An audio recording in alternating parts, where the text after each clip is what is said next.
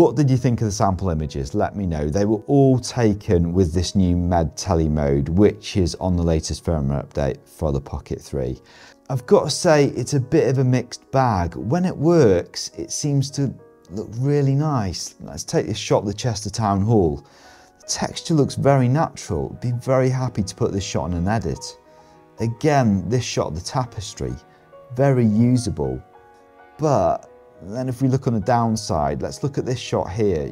You crop in slightly, you can really see some distortion in the texture. It's obviously getting just confused. Does it really improve on the digital zoom that was already on the Pocket 3?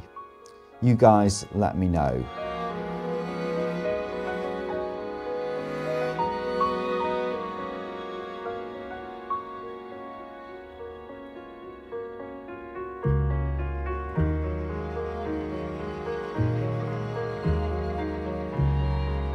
I've got to say, in low light, slightly disappointing. I can't really see too much difference.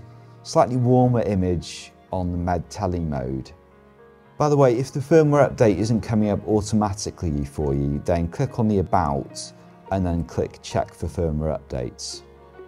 I've got another Pocket 3 video coming up soon, so stay subscribed for that and I'll catch you there.